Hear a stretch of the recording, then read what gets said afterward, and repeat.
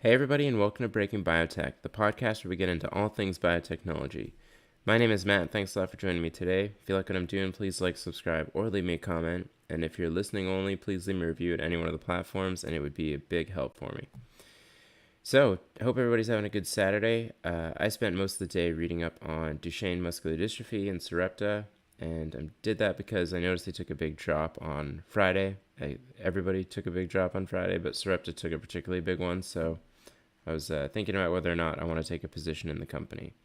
And so we'll talk about that and finish up with a little portfolio wrap, and I'll leave you to it. So just to give some background, Duchenne muscular dystrophy is a pretty brutal disease. It's a muscle wasting disease, so symptoms start in boys at around age 4, and it's more common in men because it's an X-linked disease, and you can read more about Mendelian genetics if you don't understand that, but basically it's a mutation related to the dystrophin gene, and this gene is important for connecting the intracellular area of a muscle cell to the extracellular matrix. And the problem is that if this gene is mutated or it's missing, the integrity of the cell membrane is affected such that calcium inflows happen, and that leads to problems with contraction. And then long term, these cells end up getting necrotic and they just end up dying. So from age 4, these patients, they stop losing function of their muscles. And this manifests in problems walking, and the later stages of the disease end up with problems with their heart, because obviously that's a muscle, as well as their diaphragm, so they have trouble breathing. So it's very, very devastating for these patients, and Sarepta's taken the lead pretty much in getting treatments for these patients, and their FDA-approved therapy right now is called Eteplirsen, and they won approval from the FDA over a competitor, over BioMarin's product, due to efficacy. So they showed a lot of good efficacy that BioMarin couldn't really show, and really the only difference was in the morpholino part of the drug itself, and I'll talk about that a little bit so you know what's going on. But so Eteplirsen is only effective actually in 13% of DMD cases, the first D being Duchenne, then muscular dystrophy. And this is important because it shows there's a large unmet need in this disease. And when we saw all of the different clinical programs that Sarepta has going on, and they really illustrated that on their research day earlier in June. I think that's what led to the big increase in their stock price, since they're very much committed to trying to get as many patients as possible treated with this. So the concept behind Eteplirsen is related to the nature of Duchenne muscular dystrophy. So I'm going to try to talk about this in the simplest form possible, but basically, when there's a mutation in the dystrophin gene, usually it's just one part of the gene itself that's affected, but because that one part's affected, it leads to malfunction in the entire product, the entire protein product. So if you can get rid of this one part of the gene that's mutated, then you can actually still end up with a functional protein product. It'll just be truncated, so it'll just be shortened a little bit, and it'll still have a lot more functionality than it did at its peak mutated state. So what Eteplirsen does is it binds to a part of the transcribed gene that's mutated, and that still allows all the functional parts of the gene to come together in an mRNA molecule that'll still lead to a functional protein product. And this still leads to a large improvement in the disease state, but it can only treat 13% of patients because this drug is only particular to the one type of mutation. And the sum of all the Duchenne muscular dystrophy genes, I think for muscular dystrophy there's like 30 different genetic disorders. So Sarepta is designing a bunch of different specific morpholinos that are going to bind to each one of these special genetic mutations, so that whatever is not mutated these parts of the transcribed product can come together and form an mRNA molecule that'll be transcribed fully minus that one part and be much more functional than if the mutated part was still in there. So that's what the nature of this exon skipping is. And if you want more details, I gave a very brief and very simplified view. So read about transcription, translation, and exons and splicing, and you'll be able to understand this better because it's very interesting technology. And suffice to say that this company is looking for a better way to treat the disease because you have to design these morpholinos in a way that it's specific to the proper mutation, and that's kind of a pain. So if we look at their pipeline, they do have a bunch of different RNA targeted therapies is what they call them. And these are the therapies that are going to bind to each specific mutation and try to prevent it from affecting the entire final protein product. But the one that we're going to talk about today is the therapy that they have that might actually cure, I dare say it, but they might actually cure DMD entirely or any muscular dystrophy that's related to a mutation in the dystrophin gene. So that project is in collaboration with Nationwide, and it's a Micro-Dystrophin technology. So to talk a little bit about that, and so I didn't talk about morpholinos, but basically, to simplify that, a morpholino is just something that preferentially binds to DNA or RNA. So depending on how you architect it, these molecules are just very efficient at being stable and bringing whatever it is you want to towards DNA and RNA or RNA. So in the case of eteplirsen, it'll bind to RNA, and that's helpful to keep the stability of the molecule that they want. So that's not super important, but just so you know what I'm talking about. But the new technology that they're looking at is microdystrophin. So one of the problems with this disease itself, is that you can't just reintroduce dystrophin into the muscle, because if you're going to do a gene therapy, the size of the gene that you'd have to put in the construct is 14 kb, which is huge. And most AAV vectors can't handle that.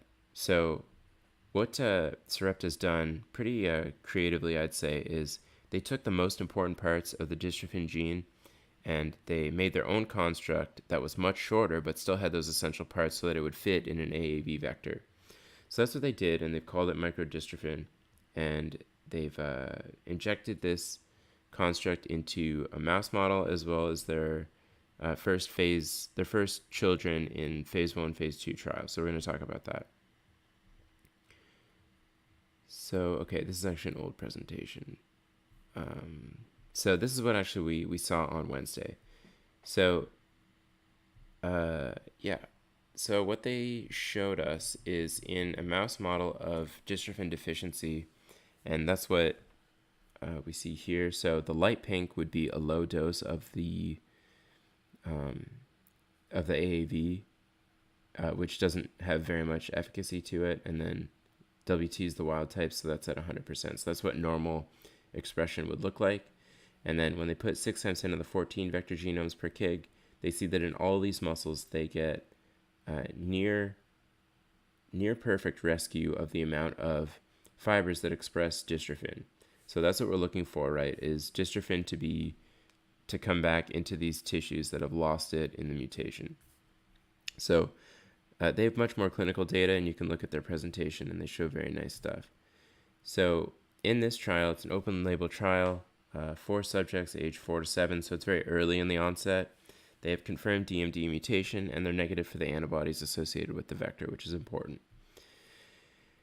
Okay, and then the primary endpoint that they're looking at is safety, obviously, and then the secondary endpoint was whether or not they got expression of microdystrophin, whether it led to functional changes, and whether or not they could do some sort of behavioral tests and see whether or not the kids do better in terms of their muscle function.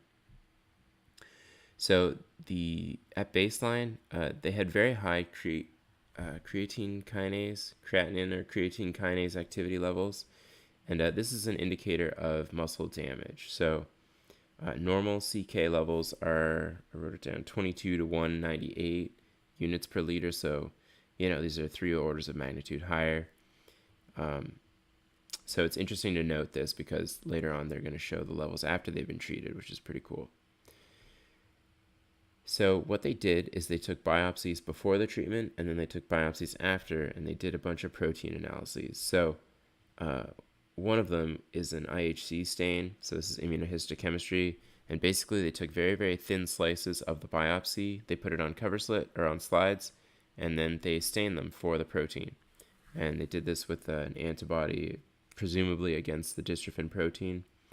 And then they're able to visualize this under a fluorescent microscope because they use another antibody that has this fluorophore on it. So what they see here very nicely actually is that there's no expression of microdystrophin before, and then after they see nice expression of this protein here. And they were able to get normal control, and you can see what the normal control is positive for dystrophin. So I've done a lot of staining in my professional career, and it would be nice to get a little more details on how they actually looked at this, like, because you can change the amount of exposure that the camera actually has to brighten this up. So it'd be nice to know that they use the same amount of exposure for both sets of pictures, and that they confirm that the slices of the sections were very similar. Just because the mean intensity, this can change quite dramatically based on the technical things that you do in terms of the microscope itself. But this is still pretty convincing that there's that they're seeing the gene therapy actually work. And so this is the kind of thing that would have been nice to see in the Sangamo trial. If you remember my video on that, is that they didn't do any sorts of biopsies, so we can't really see whether or not their treatment actually worked.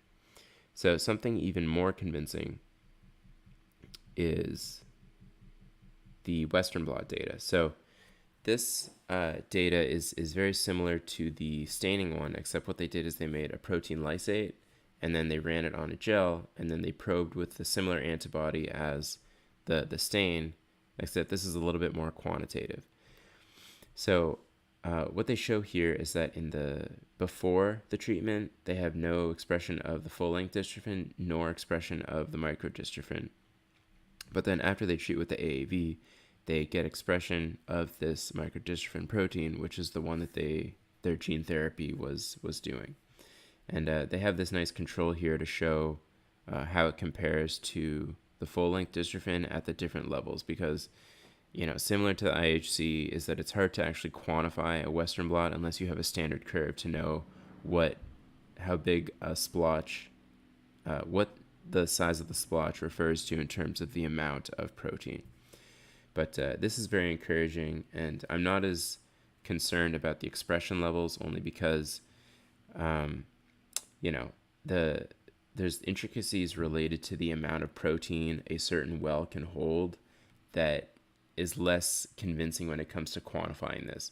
So normally you wouldn't have this much protein for your loading control because it's hard to detect differences when there's so much of it in there. So, I'm getting lost in the weeds a little bit with the technique itself, but this might not be super reliable. If you were to rerun this blot, but you used maybe half the amount of protein, you might be able to see that, in fact, the expression isn't quite as high as it is here. So there's intricacies related to this technique that make the expression, like the percent expression here, not as reliable as a lot of people might be reading into. So this doesn't concern me very much compared to the number of people and like the earnings call, or the call that we're actually quite concerned about this being very highly expressed compared to the other patients. So that was patient 4, but there were 3 other patients, and they all saw expression in a similar way. So you can see here they got nice expression localized to the cell membrane, which is what you want for dystrophin. And also in the blots, we can see here that they see nice bands in the microdystrophin size, and so it's great to see that their treatment's actually working. and they're seeing that the gene therapies leading to a couple things. So it's leading to expression. So they're seeing the protein actually working, or they're seeing the protein actually there in the cells, and they're seeing it localized to the cell membrane, which is super important because a lot of times if you put these proteins in, they might not go to the right area, they might not be processed properly, but they're seeing that in a positive way here, so that's good. So they followed up by doing a lot of functional changes. So this NSAA assessment is a way to look at whether or not they see behavioral improvements. And they saw, like walking upstairs, they saw a great improvement there. Other things that they can test in the kids, and they saw a large improvement. And then in the CK levels, if you remember, they saw huge drops in the CK. And it's not back down to normal, but this is a huge decrease, which I think is very encouraging. And even at one patient, so the patients are staggered a little bit, but you can see here that at day 270, this patient still has a huge decrease of like 3/4 in their CK levels. So it seems like this treatment is relatively durable, which is pretty exciting because I think the edaplirsen, it's infused weekly, I believe, and it can be pretty expensive. So this one-shot deal, it might be expensive, but it might just be a one treatment where you don't need to go back every week. So they then did a bunch of functional studies, and I showed the final data. But yeah, so it's good to see that they're seeing improvements in the functionality itself. And yeah, so related to the safety, though, which was actually the primary endpoint, they saw no adverse events. They had 3 of the patients had elevated in this transpeptidase, but I think they were all on steroid treatment, so they can manage a lot of these negative side effects with steroid treatment, which will tamper down the immune system that's obviously elevated from getting a virus injected into them. But I think in general, the safety was very positive for this study. So I could see this being a very effective treatment if the results they see here continue. So everybody's pretty excited about it on the call, and a lot of the questions are related, like in the call, a lot of the questions were related to the expression level differences, and so this is particularly important when it comes to the blood disorders. So a lot of the companies that are involved in that, because if you have too much of the different factors, you could lead to thrombosis, which can be life-threatening. But when it comes to muscular dystrophy, in a lot of the preclinical models, they showed that you can have up to 50 times the normal amount of dystrophin, and you won't see any toxicologic problems. So to have a 2x increase than normal in like patient 4, for instance, it's not going to lead to anything negative. So the scientists on the call really hammered that home, but I don't know if the investors on the other side really got it. So I'm inclined to believe the scientists in this because in the cells, I think dystrophin is not an abundant protein in the cells, but it needs to be there. So you can increase the amount of dystrophin a lot, and it won't actually lead to anything negative. So that, to me, is not a big deal in this case. And it's more impressive that they actually got it to work, and then they got, in most patients, almost 100% of the dystrophin expression in the microdystrophin. So otherwise, they talked about they're meeting with the FDA later, and they're going to start the next study in early 2019. So that's exciting as well. Yeah, so that was pretty much from the call. That's the only real things that I got. But overall, the treatment seems like it's effective, and it seems to work in these kids. So if this works, this would really supersede the need to have a edaplirsen or any morpholino-related disease, any morpholino-related treatment, if this microdystrophin can continue to show benefits like this. So in the model that I put together real quick, I know we're getting at 20 minutes, but I'm going to keep going. So the number of patients that edaplirsen can treat is 200,000. Oh, no, sorry. Scratch that. The number of muscular dystrophy patients is 200,000 globally and 20,000 in the EU and the US. Now, eteplirsen can only treat about 13% of these patients. So they have a maximum market size right now of only, whatever 13% of that. So, I put it right here. So 2,600 patients in the EU and the US is like their max market right now. So based on some assumptions that I've made, and you have to make assumptions when you're doing this, I value the company at like a third of what it's trading at right now if they only keep eteplirsen and other,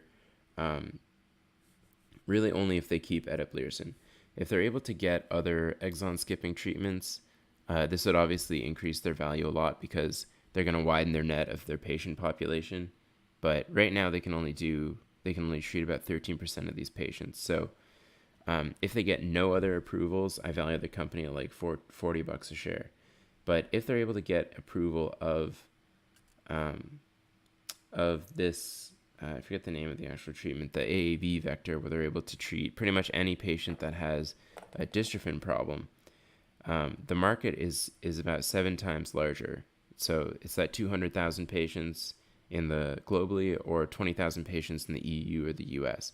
So if I were to like discount that difference, I end up with about $200 a share, and that's based on a lot of assumptions on their growth and how they're going to play out forward. But I'm not sure if I'm willing to take a position yet, only because I'm getting hammered with a couple of my positions already, and I'm tempted to do some other gamble related to Biogen that I'll talk about. Maybe I'll talk about it when we get closer to it, but Biogen's going to be presenting their updated data, which I don't think is going to be very good, so I'm debating doing that. But this is my rough estimate, just based on what I said. So, and this is based on assumptions that you need to make. So you discount future cash flows by like 10%, and there's like a plateau of growth that you want to hit, and obviously they're not going to grow forever. So that's my assumption. But I think if they are able to get this microdystrophin treatment,